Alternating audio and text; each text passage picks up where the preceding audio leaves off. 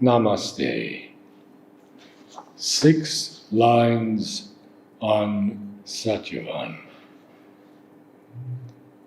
Behold, at noon, leaving this house of clay, I wandered in far-off eternities, yet still a captive in her golden hands, I tread your little hillock called green earth.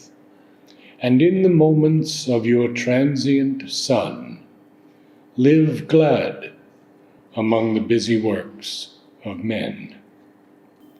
Contemplate for a moment this wondrous reply in 6 lines of Satyavan to his father's gentle scolding of Savitri. At noon, leaving this house of clay, for in the epic, his death in the forest takes place at noon, not a departure of an early morning soul, or one who leaves enfolded in the dark rooms of night, but at a time when the sun is at its most brilliant, showering the earth with light.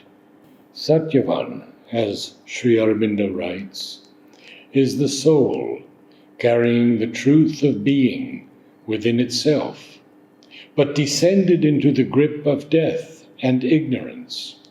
Descended into the grip of death and ignorance. The divine realized soul does not become ignorance, but descends into death, and then is saved by Savitri, the Divine Mother.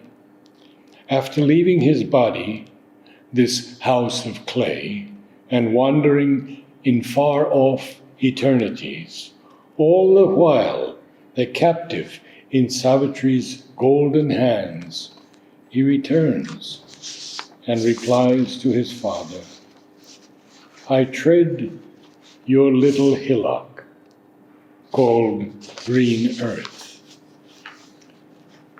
For the soul released from the grip of death and ignorance, after traveling in far-off eternities, where we cannot even hazard a guess, returning to earth a joyous captive of the Divine Mother, the earth appears to be nothing more than a green hillock, and yet Satyavan lives glad in the moments of a sun that is transient among the busy works of men. As Sri Aurobindo once wrote to Dilip Kumar Roy, I paraphrase, the earth is a conscious being, and the world is only the form it takes to manifest. This statement of the Avatar, predating the Gaia theory by many years, and far surpassing it in its infinite scope, promises an earth returned to beauty to manifest. Unknown to man, an inconceivable perfection. I once wrote to Mother with a question about what would happen to plants and flowers in the new creation. Her reply filled me with joy and gratitude, for she said that flowers would be among the first to change, be transformed, because their entire life is an aspiration for light. Imagine the beauty to come, with flowers brilliant with the divine light, colors such as never seen before, fragrances that can transform suffering and sorrow into a life free of pain and filled with joy.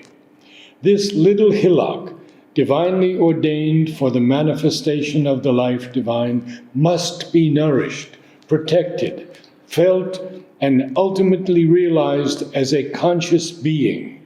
And through the sincerity, prayer, and efforts of souls attuned to her infinite possibility of perfection, saved from the destruction and devastation man has wreaked upon her. May 20th, 2013.